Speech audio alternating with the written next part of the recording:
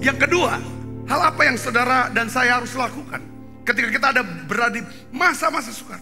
Saudara belajar untuk mengerti, percaya bahwa Tuhan bisa ubah masa-masa krisis kita menjadi masa-masa yang terbaik. Untuk bisa mengubah padang gurun menjadi kebun buah-buahan, tuh prosesnya panjang.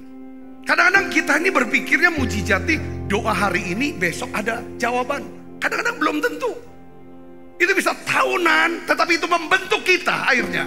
Membentuk diri kita. Saudaraku, bentuk karakter kita. Saudara, lewat krisis ini.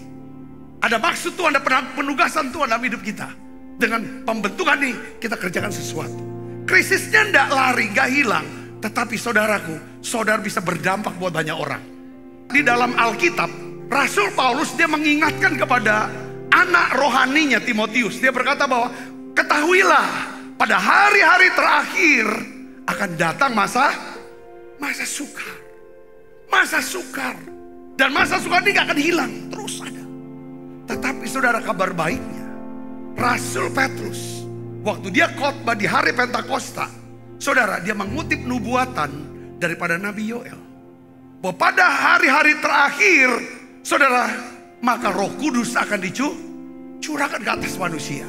Kisah 2 ayat 16-17. Kenapa kok saya ajak saudara tiap hari harus penuh Roh Kudus? Supaya membangun kesadaran. Ketika saudara keluar rumah, saudara tahu ada Tuhan yang menyertai kita.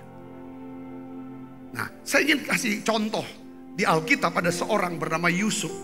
Yusuf dia izinkan Tuhan mengubah masa-masa sulit dalam hidup dia. Masa-masa krisis yang begitu panjang dalam hidupnya menjadi masa-masa yang terbaik buat hidup dia. Saudara, ketika dia jadi budak, Alkitab katakan apa? Di dalam Kejadian 39 ayat 2 dan 4, Alkitab katakan begini, saudara. Tetapi Tuhan menyertai Yusuf.